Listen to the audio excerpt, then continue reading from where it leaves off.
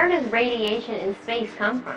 Actually, it comes in three different places when we're in low Earth orbit, like on space shuttle or space station. We have radiation from our trapped radiation belts, the Van Allen belts. We have radiation that comes from outside our solar system called galactic cosmic radiation. We also have radiation that comes from the sun during big solar particle events. Now, the sun has an 11-year cycle. It goes from very minimum amounts of activity to very maximum amounts of activity. And during the maximum amounts of activity, we have lots of solar particle events and solar flares, and we can get radiation from those events. Now, when we're going back to the moon and we're outside of the Earth's protected belts, it's going to be much more dangerous for the crews. We can cause acute effects. The crew can get sick very rapidly, unlike they can on space station or space shuttle. After about a half-century of human spaceflight, radiation detection and predicting space weather events is still not an exact science.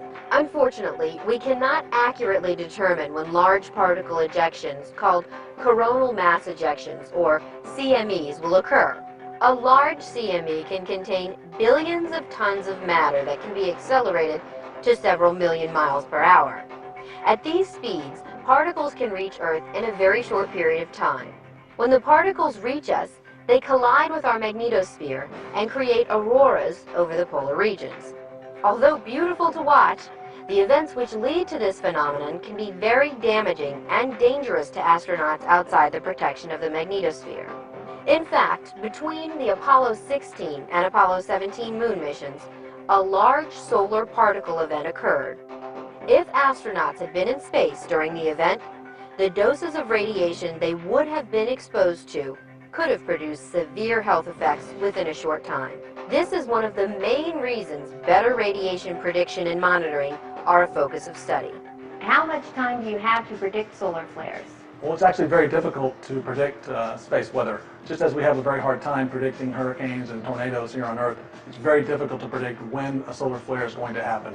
A lot of solar physicists around the world are working on that problem, but right now we don't take action with the crew until we measure an increase in radiation. We are looking at trying to predict when there's an all-clear period. That'll allow us perhaps to do an EVA on the surface of the moon when we know there's a 90% chance we won't have a bad solar flare within the next 2 days. Yeah, the sun has an 11-year cycle, and every 11 years it goes from solar minimum, 5.5 years later solar maximum, and then back to solar minimum again. During solar minimum, there are very few sunspots, if any, and thus no solar flares. All the solar flares and solar particle events come out of the sunspots.